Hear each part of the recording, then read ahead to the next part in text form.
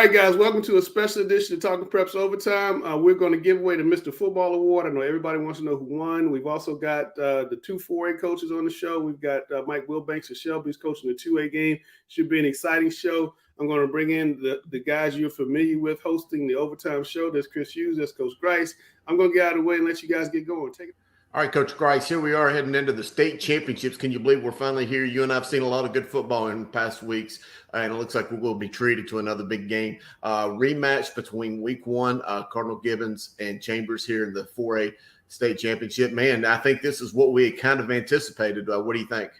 I mean, we watched that week one game and we knew that, hey, if this game ever came back around, we were going to be in for a treat. And it actually has come through. I mean, I think at certain points in the year, we weren't sure if it would be the game, whether it was on the west side or the east side. Now we've got the game I think that a lot of people have been anticipating. So I'm excited. Again, a special time of year calls for a special show. I'm glad that we can get into some fun stuff today. We're going to bookend this season with the classic matchup between Gibbons and Chambers the first week, and now we're going to do it in the season. Hey, let's bring on the head football coach of Cardinal Gibbons, Coach Stephen Wright. I know I've talked a lot to him lately about these upcoming games. I know, Coach, you're excited about the game. It's always got to be exciting to play a team for a second time. You get to look back at your film, evaluate mistakes you made, maybe try to evaluate them a little bit further. How do you feel about this game this week? Well, first off, appreciate you guys having me on. Honored to be on with you all. And yeah, I mean, listen, anytime you can get yourself to a state championship game, it's been a great season, and certainly is going to be an exciting week for us. So we're excited. We've already gotten to work a little bit, and looking forward to see what this week has. I know you're early into your game planning, and the coach in me is always fascinated the second time you play an opponent. I was able to watch the first game that you guys played, not giving away too much, but what are maybe one or two things that you already see immediately that you're going to emphasize to your guys in practice this week? Well, I think first and foremost is take care of the football. We handed Chambers 14 points on turnovers with a pick six and then a scoop and score for them. And so obviously that's going to be a focus for us this week. And then obviously, we're going to see how we can, potentially slow them down a little bit. Dealing with Roseville last week, I think gave us a little bit of a preview of what we'd have to, do this week. Obviously Chambers is very talented.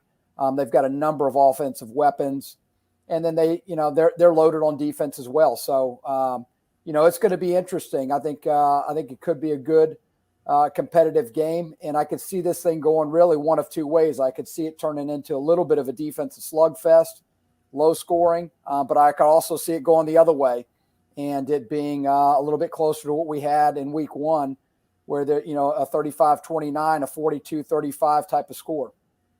Yeah, and I felt like, on our side in the Western Final, we got a little bit of that with Huff and Chambers, where you had the first half where it was kind of a slugfest, and in the second half it opened up. We hear a lot of mention about, Pierce, number 10 for Chambers and what he does on the defensive side. And of course, we all know about Hollywood on the offensive side.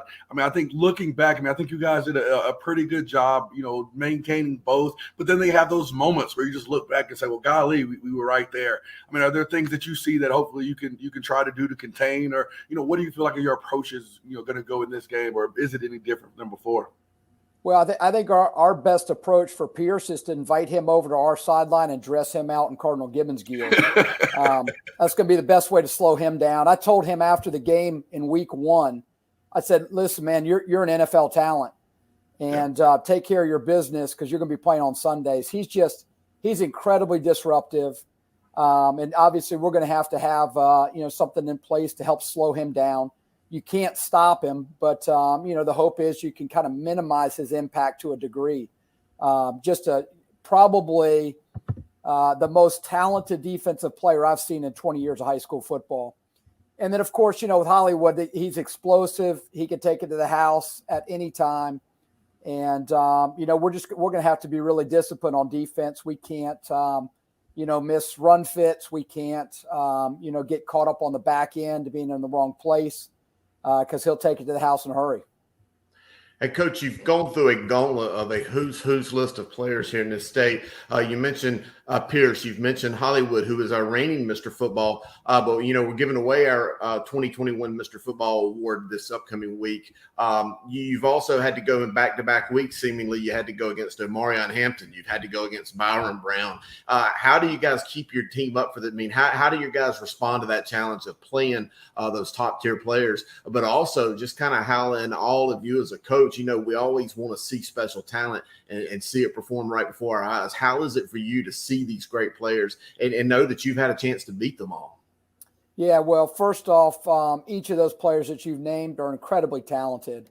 God has given them a gift. And, just as kind of if I remove myself from my role, seeing them on film it's a pleasure to watch, because you're watching, talent that you just don't see very often. And, I can tell you then seeing them in person, it's even more impressive. And so, it's been fun and it's been awesome to see our kids rise to the challenge. And I think we've taken that as a little bit of a chip on the shoulder. We're the underdog. I think most people in the state probably picked Cleveland when we played them. I think a lot of people in the state didn't think we could slow down Roseville, and we held them to 13 points for 3 quarters. So I've been just really proud of the way our kids have responded. And I don't know that it's been, there hadn't been any extra kind of coaching, rah-rah type of speech. It's been our kids just, rising to that challenge and going out there and getting it done. And as you guys know, when you're in the playoffs, there's not a whole lot of motivation needed. Yeah. You just know we got to win if we want to practice next week, because if we don't, we're turning our gear in. Definitely. And that, that's the worst time of year when you tell the kids, hey, you got to turn your helmet over here to the left, shoulder pads to the right. Yep. But, I talked a lot about, Chambers before. I want to come and bring it back, to you guys. I mean, you guys have had some great players. You talk Connor Clark, the quarterback with 2,600 yards passing, Donovan Shepard, running the ball over 2,000 yards. And, the defensive side led by Will Mason with, defensive coordinator Nick Drew. Can you talk a little bit about both sides of the ball and just how you guys have been able to be so successful this year? Yeah, I think we've found a really good balance as the season has gone with our offense. Connor's done a great job, really kind of commanding that offense, getting guys lined up in the right places, knowing exactly what we're trying to do schematically, and, taking those shots when they're available, making right reads, in both the run and the pass game. And he's been just a really solid field general for us that has now, when you look back, we've played, I think, 25 games, if I'm not mistaken, in about 10 months here. He was 9-1 in the spring, and then we're sitting here at 13-2 in the fall. And he's just done a tremendous job, really, as our field general, leading our offense down that field. And Donovan Shepard's been, certainly not hard to argue, has been a difference maker, certainly in the run game. But he's also helped open up the pass game. And so, those two have been important pieces for us. But we've also got a really talented kind of skill group around them that where we've been able to take some shots at times, get the ball out quick at times, and make plays in some areas where I think most people kind of overlook in terms of the general population, the average fan. And so we found a really good balance on offense, and it served us well. I think defensively, absolutely. Will Mason on the back end of our defense, Carter Skierce at linebacker, Savoy New, Ryan Ziegler at linebacker, but also, and I think most importantly, our defensive line has just been unbelievable. Most people look at us and say we're a little bit undersized, but I think we've got a lot of athleticism up there, and we've been able to slow people down just with our skill across all 3 levels of our defense. And obviously Nick Drew's done a great job, our entire staff. Bill Leedy, my offensive coordinator, Josh Proctor, my special teams coordinator, and then Nick Drew. Those 3 guys have just done a great job kind of managing each of those phases of the game and really helping put our kids in a position to succeed. Well, Coach Wright, again, we appreciate you joining us this evening. One final question from me. The game being played on Saturday, seemingly right across the street from your campus over at Carter Finley Stadium at NC State. How does that help you with the logistics side of things, with practice, just moving things right across the street? And is that any kind of an advantage for your team heading into this game against Chambers? Yeah, I don't know that it's necessarily an advantage. I think it's certainly a cool thing for us. Our campus is literally located across the street from Carter Finley Stadium. And, we're going to embrace that. We're going to enjoy that opportunity. In fact, you may find us just walking across the street and walking over to the game. No reason to fire up a bus for this one. And, we're looking forward to being out there on Saturday night. Well, Coach Stephen Wright, again, winners of the 4A Eastern bracket are going to take on Chambers on Saturday in the state championship game. We appreciate you joining Coach Grice and I here on Talking Preps Overtime. I want to wish you good luck, and we'll be seeing you on Saturday. Appreciate it. Coach Grice, Chris, appreciate all you guys do. Appreciate you having me on. Absolutely. Thank you, Coach Stephen Wright, Cardinal Gibbons High School. And also now we're going to head into the Talking Preps OT, and we're going to bring on the head football coach of the Chambers Cougars, Coach Glenwood Farabee. I got a chance to see you on Friday night, that big victory over Huff. Welcome to the show. Thanks for having me. Oh, he's in the car now. It's business time. That man's in the car. I know we are going to get some good stuff. Coach, I've got to start, being at that game. I told you, talked to you before, that was one of the most incredible games I think I'd seen. Can you talk a little bit about that roller coaster and just how, even though, it may have been a roller coaster as far as the score, your guys seem to stay in the moment all the time. Can you talk about that? Yeah, man. I think it was emotional for everybody. I know I teared up at the beginning of the game. I know I almost teared up at the end of it. And a couple of other coaches on the staff, had some emotions that were flowing. And it was probably one of the best games I've been a part of, man. Just the back and forth, the fight and the will of the kids, just to be in that moment on the sideline, to hear the kids, rallying behind each other. And that's the stuff that you can't coach. You know what I mean? So they just have to have that. And, with us being in the positions we've been in over the last couple of years, that really, really helped us get through that game. Can you, go into talking about coaching James Pierce? I mean, I think everybody wants to know. I mean, he's a guy, and Guru and I've talked about this on the side. If we had certain stats to quantify what he could do, I think he would be, the best player in the state to point to some of those things. Watching him, you see a completely different managing of the game by a player who's better than most everybody on the field. Yeah, he's dominant, man. He can be dominant anywhere. He can play linebacker for us. He can play DN for us. He can play wide out for us. He just brings so much to the table with his size, length, and athleticism. But his raw emotions going into games and during games is kind of on the level of Power Echols. They don't do it the same way. He doesn't do it the same way Power does, but you can see the kids feed off of his energy and emotion the same way they fed off of Power Echols when Power was here. Definitely, and I, definitely want to kind of talk and get into this game. It's a rematch. Again, I'm praying that there are no thunderstorms going in this game. Just talk about the rematch with Gibbons. Going back, feel like it's been ages ago, and your team's a completely different team. But getting into some of the little preparation that you guys have done, what are you kind of seeing? What is your focus this week in practice? Focusing on the fundamentals and execution. Cardinal Gibbons, they're not going to make a lot of mistakes, and we learned that the first game. They're well coached. Their coaching staff does a great job with them, man. I mean, when I say they're fundamentally sound, I mean that in every sense of the word. They play the game the right way. They play the game the right way, and that's why they don't make a lot of mistakes. So we gotta match that and still keep our energy and still keep our passion for the game. But we have to limit our mistakes as well to give ourselves a chance to win.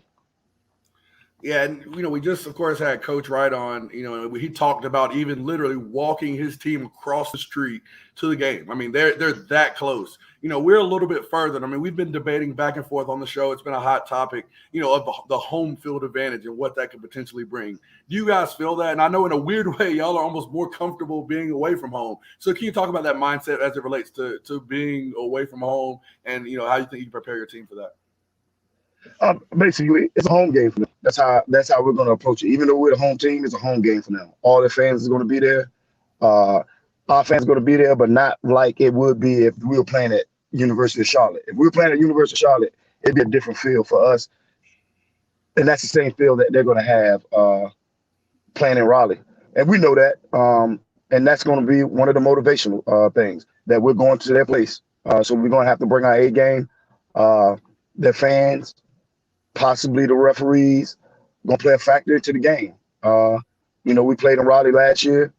I think we had like 20 penalties in the first half. We went down to Cardinal Gibbons. It was the same thing in the first half. So we know we're going with our back against the wall going down there.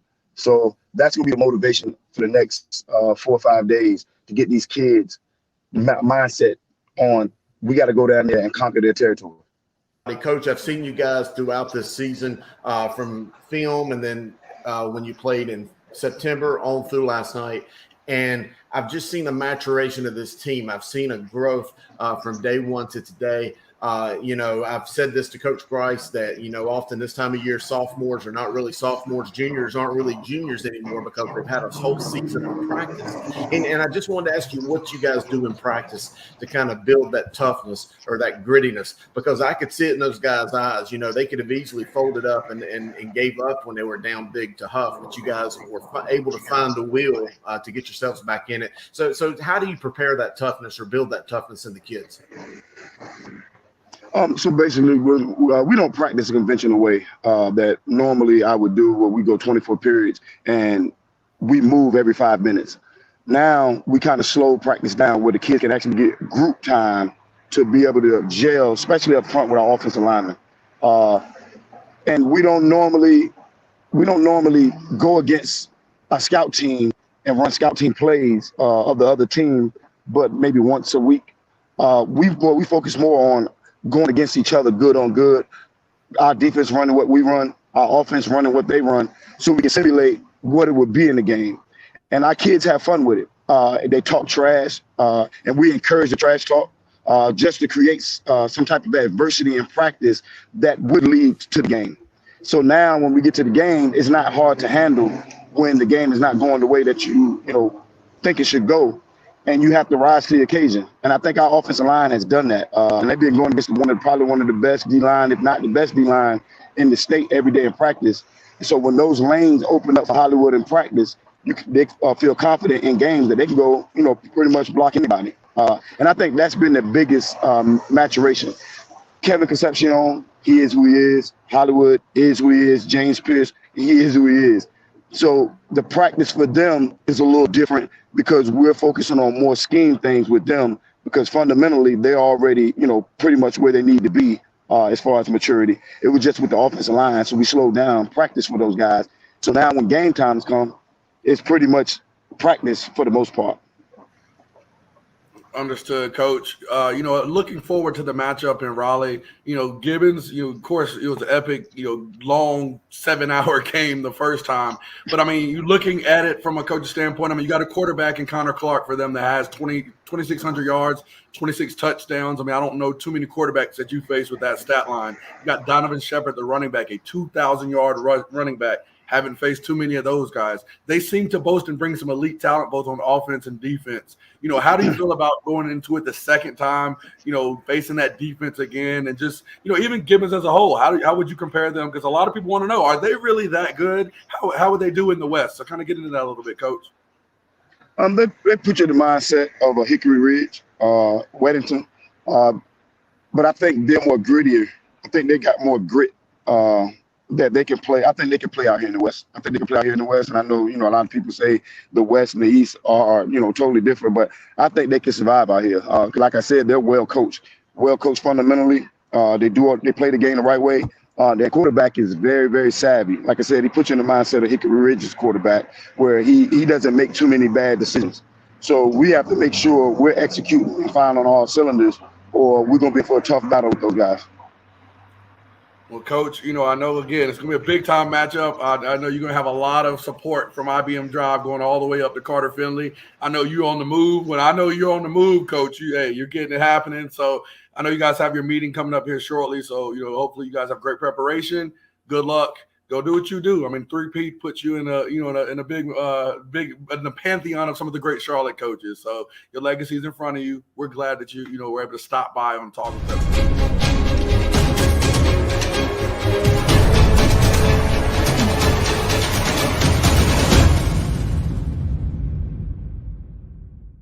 All right, guys, we're down to the final three for the Mr. Football Awards. How tough has this been for you guys to narrow this down from a state with this much talent?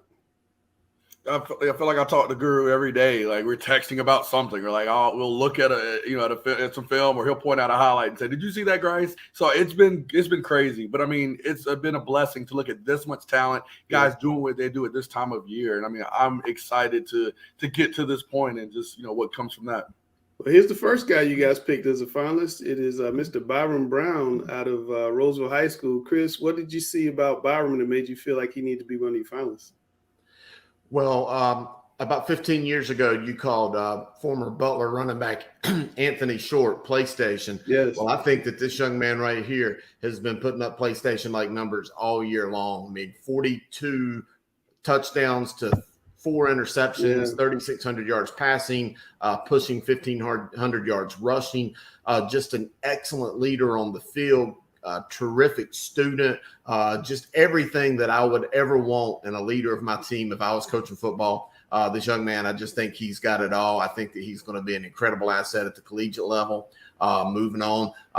And I just think that he has just had one of the more special years that I've seen maybe here in the last 20 or 25 years. Wow, that's pretty impressive. Well, we had a chance to sit down with him this week. We're going to roll this tape right here.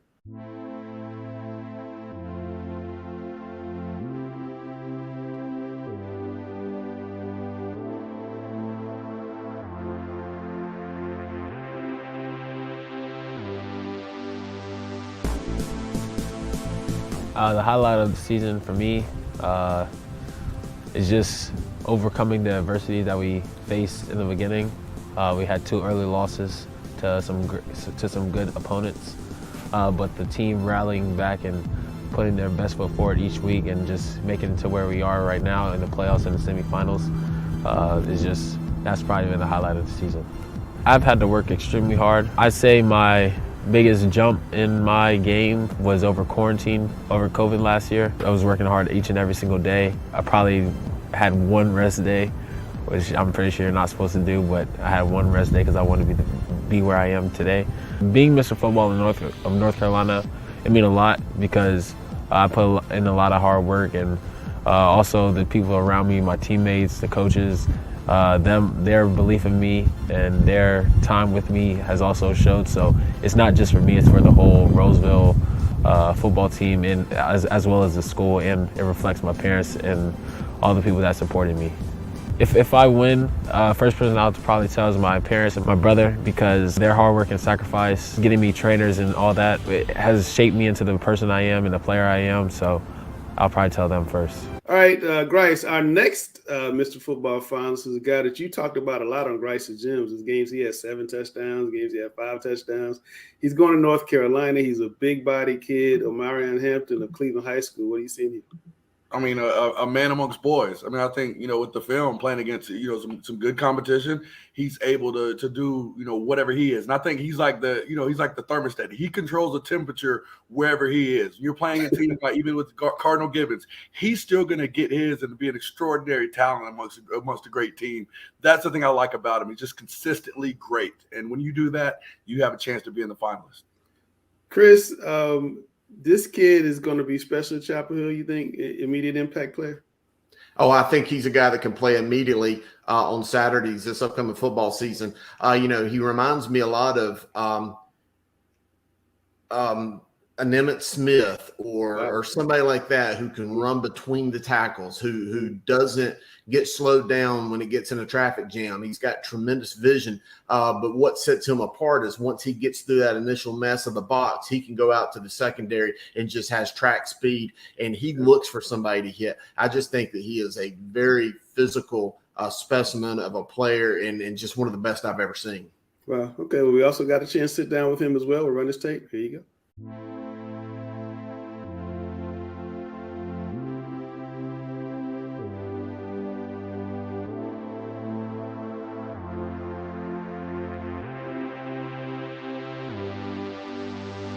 being Mr. Football in North Carolina, I feel like it would be a dream.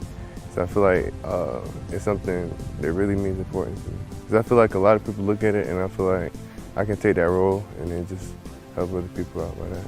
But really just coming back since after my injury last year and then just working 2-4-7, practice every day hard, and then try to get my team on track, and then they keep me in track and everything like that. So yeah. I think I sacrificed a lot, just being out here like 2-4-7, nonstop working. I knew it was gonna be hard, but it's like something I have to do. So if I win, I feel like coaches, friends, family, I feel like everybody put in just to help me. I have a lot of supporters and everything like that. All right, guys. So it's not often that a kid wins Mr. Football as a sophomore, Grace, but he's back again as a finalist. Dalen Smothers out of Chambers High School, having another amazing season. His numbers aren't the same as the other two guys. Why did you guys pick him? Is it all about numbers? Is it about something else? It's impact. I mean, if you were able to watch the Western Region Final, you know, he was able to start and keep his team while they were on life support. He still kept them with a heartbeat early on in that game. And then when his team needed him the most, he was the most impactful and dominant player on the field towards the end of the game. Maybe the only other shout that you could have is his teammate. But he was the guy, you know, and earlier in the season when they didn't really need him, you could tell that they were trying to get other guys the ball. But when it came to money time and they needed this guy to be, you know, the greatest player on the team, he did that and he delivered in a big way. And he's the reason why he's one of the only ones playing and the only one playing out of the finalists. Yeah, Chris, you've been really high on Smothers all season long. You give him some – I mean, you gave Brown and Hampton really high praise as well. What do you see from Smothers? Well, in that game Friday night against Huff, Huff has what I think to be the best defensive front in the entire state. I mean, man for man, physically, athletically, well coached. They smothered the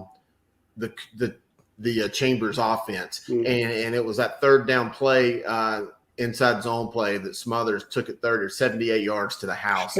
And just to watch the electricity and the moves and the cuts and, you know, almost the ankle breaking moves that he made on a few of those defensive players before just turning on the next level jets. It was just amazing to see. And yeah, he doesn't have the stats that the other guys have, but they also don't rely on him like some teams do. You know, I have no doubt that he could be at a team where he got the ball 45, 50 times a game, and he might have rushed for 5,000 yards this year. He has that ability, but the team didn't need it. But it was obvious to me to see that when that game was on the line, he's the guy they gave the ball to. Yeah, absolutely. Well, we had a chance also to sit down with the guy they call Hollywood. Great nickname for high school kid. This week, here's his tape.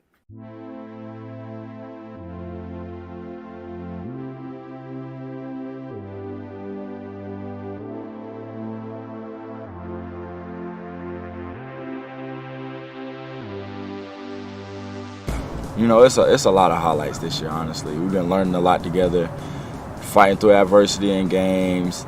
It's been a lot for me personally. I've been learning a lot as the season been going along. Personally, I'll say just growing as a team. It's been a lot since I was 5 years old, since I've been introduced to the game by my dad, just learning hard work. And to be honest, getting to high school, I really learned the definition of hard work and seeing what I'm working on actually display and show on the field. And so after that, after noticing what I'm working on, and it just happens, it becomes second nature after so many times of working on it. It makes you want to do it more, and knowing that you're getting better working on something, it makes you want to keep doing it.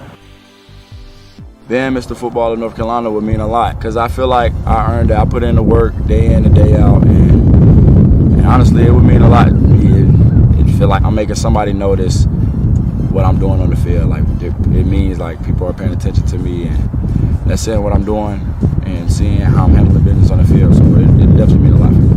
All right, we're going to be back later on in the show. We're going to bring, I think Sam's going to join us to give out the award and see who Chris and Grice had picked as Mr. Football. We're also going to do the super team coming up. So Coach getting in those nominations and do this week, because we're going to try to meet and pick the super team. But, you know, it's a big honor.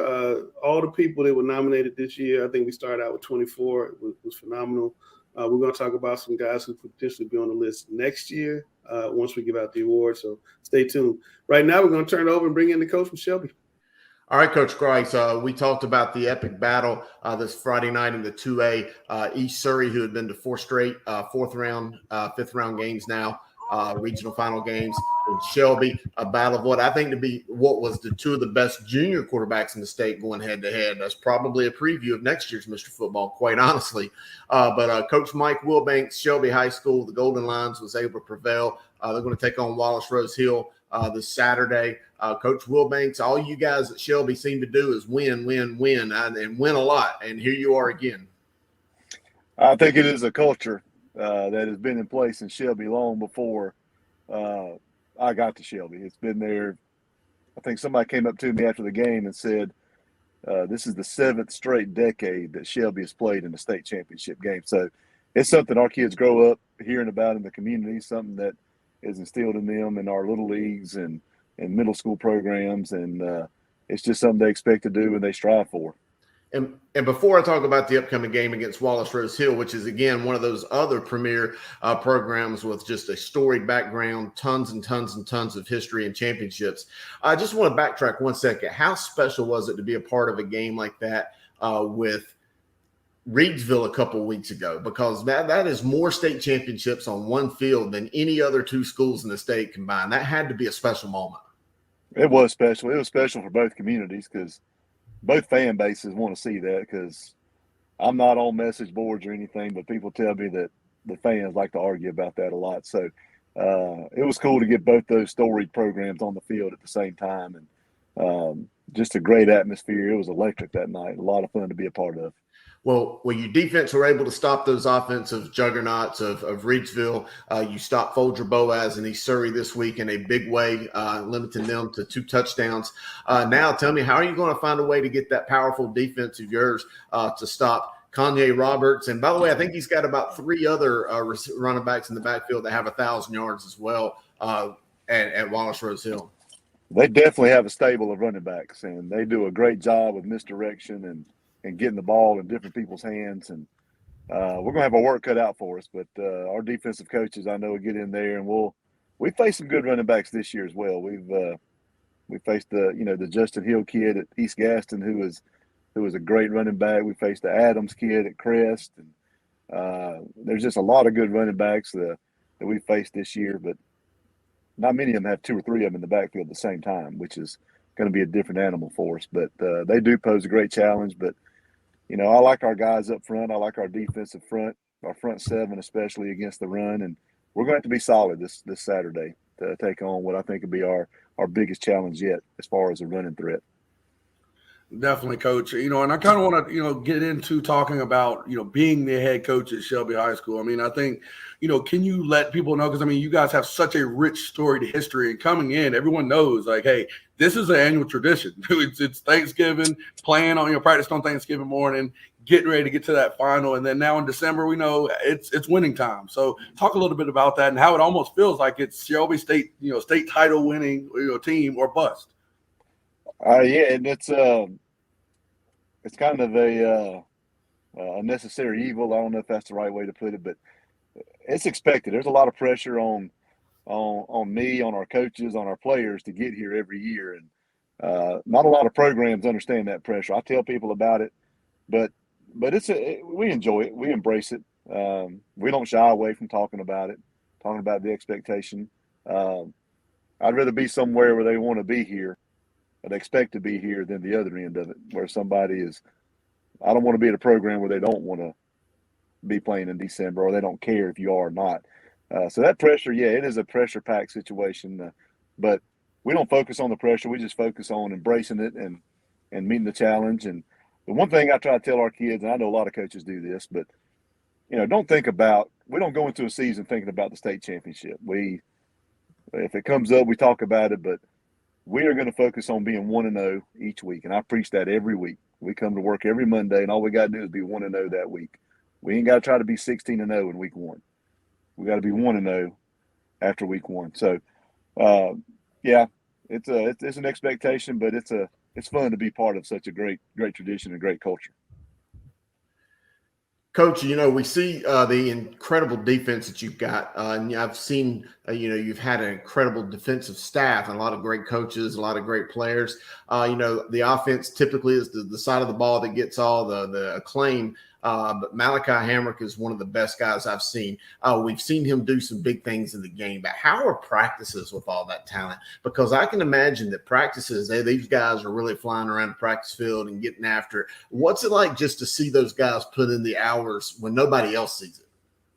It's practice can get intense. Matter of fact, last Tuesday we ended up having a real physical practice just because Malachi and Santana and a lot of our other guys decided they wanted to get in on scout defense against the offense, and got the juices flowing a little bit. But those guys love to work; they love to compete. Not only Malachi and Santana, but our whole defense takes pride in trying to stop an opposition, and it's just kind of an identity they've always had at Shelby. We've been known for high-powered offenses here lately, but Shelby has always been known for defense, and they've always stressed defense wins championships, and that's, we got a good one right now, and we can put some points on the board. Hopefully our defense can keep the opponent out of the end zone and give us a chance to have a chance to win. Well, for Wallace Rose Hill, their head football coach, Kevin Motzinger, he has been to state championships at several schools, one of the best coaches out of the Eastern bracket. We mentioned Kanye Roberts and that incredible backfield. But without giving away all of your game plan, just kind of give me the game plan of what you think it's going to take for the Golden Lions to come away victorious, because they have also been through a gauntlet of incredible playoff games. They've played a who's who list of some of the best teams in the state, including a pretty tough, aggressive schedule in the regular season. So I don't think that they're going to line up and be scared that Shelby's lining up across from them. I think they're very seasoned as well. So what's it going to take for you guys to come away? Well, they're a lot like us. They're not afraid to play anybody. I know they went down to – I lived on their schedule. They went down to North Myrtle Beach and played early in the season, which is a storied 4A program, I think, in South Carolina. And, I think for us going against them, they remind me a little bit of back in 2013. We played out of the 4 rounds of playoffs. We played 3 of them on the road, and I know they've been on the road a lot here lately, and they're winning, and so they're kind of in a groove right now and playing really well. And but they're a lot like us. They got athletes who can hurt you if you don't tackle them, if you don't hem them up. So I think for us, from a defensive standpoint, we got to get off the field. We got to limit the big play. Try not let those running backs get into open space, because if they do, they're going to leave you. And so our defense can get off the field, and then offensively, we just got to take what they give us. We may not be able to hit home runs, but we're going to have to hit singles and doubles and try to keep the ball moving. And of course, it's always going to come down to turnovers. In a big game like a state championship game, if you can limit turnovers and limit penalties, you got a chance to be successful. That's great, and I like you talked about your singles and doubles. I mean, you got a home run hitter in the offensive backfield and quarterback Dalen Lee. I mean, I feel like every year you guys have a long line of just storied quarterbacks that have done great things, taking over for Isaiah Best. It's been great to see him continue to grow and put up big numbers in big games. Can you talk about coaching him and just some of the great things and why the sky seems to be the limit for him no matter what game is going on? Well, it's good to have a kid like Dalen. I was talking to a couple weeks ago, the Reedsville broadcast team was called me before the Reedsville game and asked me about him. He's literally the first one on the practice field. A lot of times he'll beat me out there, and I pride myself in getting out there early. But he's going to get out there early and work and get himself prepared. He loves watching film. He does the same thing in the weight room. He's the first in the weight room, last out, make sure everything's cleaned up. He's fun to coach. Makes great grades. He's got a great personality. He's very respectful. But he's an ultra competitor. I mean, he gets mad when he misses a throw, or he gets mad if somebody doesn't run the right route, and he knows that we would have been open. And but a lot of credit goes to him, and he goes and works out on his own a lot, does a lot of stuff on his own. A lot of credit goes to our coaching staff. You talk about a long line of good quarterbacks. Our coaches do a good job of developing those quarterbacks. Coach Emery, our offensive coordinator, does a good job, not only physically with our quarterbacks, but mentally, helping them prepare for games. And Dalen is just the next in that line. And good players make good coaches a lot of times, and that's the story here with Dalen and a lot of our guys we got on our team. Well, again, Coach Mike Wilbanks, Shelby High School, we're going to be there watching you guys this weekend as y'all go for yet another state championship to hang on the banners up there at the stadium and in the gymnasium. But, Coach, thanks for joining Grice and I this morning or today for this previewing this upcoming game. We can't wait to watch the game and just want to wish you guys the best of luck. Thanks a lot. Appreciate you guys having me, and see you on Saturday. All right, we'll be there. Again, that is Shelby High School football coach Mike Wilbanks. His team will take on Wallace Rose Hill in that epic 2A championship. And, man, again, it just gets better and better and better, these matchups, Coach. Definitely. I'm excited to see it. I mean, it's money time now. You know, it's a time for guys to really step up and cement their legacy in the game. So, got to love it. You know what it's also time to do now? It's time to pick Mr. Football. Whew.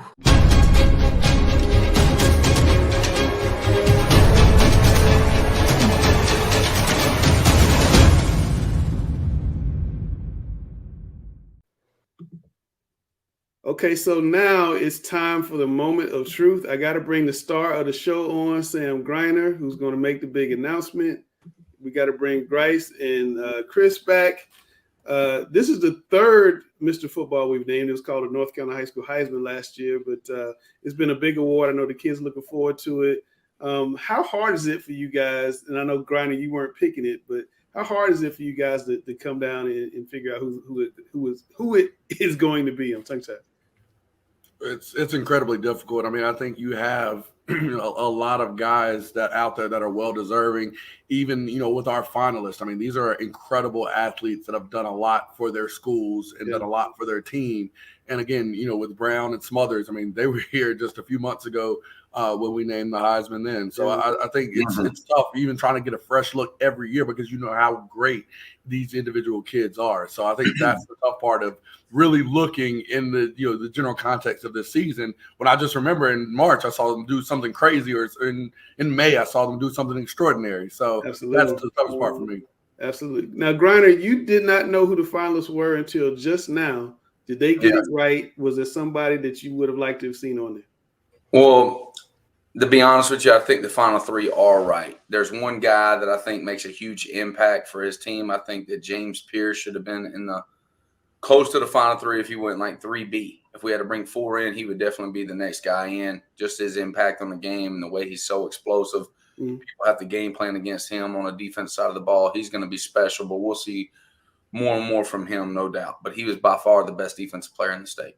All right, Sam, as we do every year, it's time for you to give out the biggest award in North Carolina. Who's it going to be?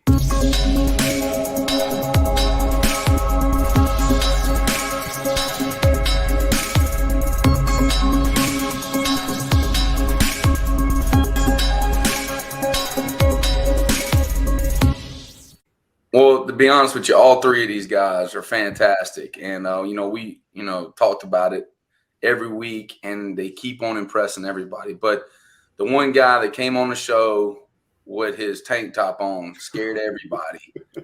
Amarion Hampton from Cleveland County. He's our North Carolina Mr. Football. Congratulations. Right, congratulations, Amarion. Congratulations.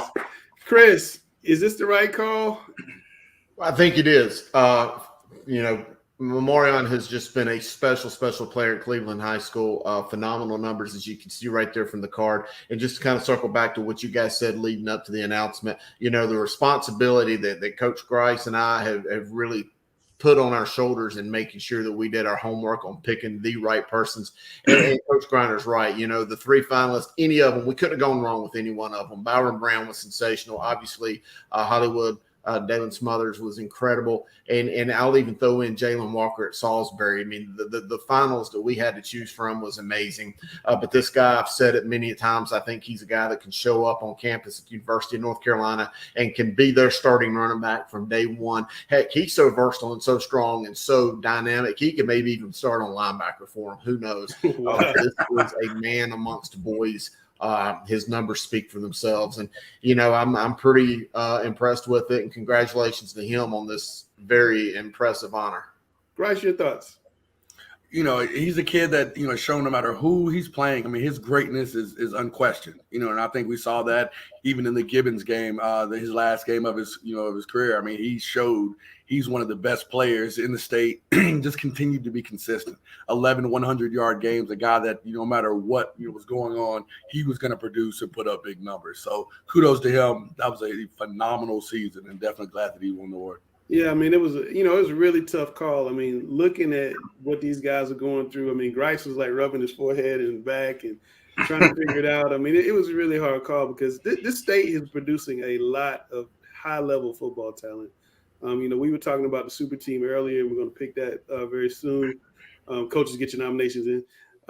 It's amazing when you start looking around and seeing the talent. We are very familiar with Charlotte and Raleigh, obviously, but when you start getting outside of those areas, as Chris is always encouraging me to do, you see some phenomenal talent. And I think, Marion, I think that's the right call. I think he's on the king of the hill this season, and it's no slight to anybody else. I mean, he just had a phenomenal season for Cleveland, and as Sam said, he was the most important player on a really good football team. And, you can say that about a lot of guys, but I think he had just a tremendous season. He literally carried his team. And no disrespect to the team, but that team normally gets beat by Cardinal Gibbons by 30 or 40 points fast.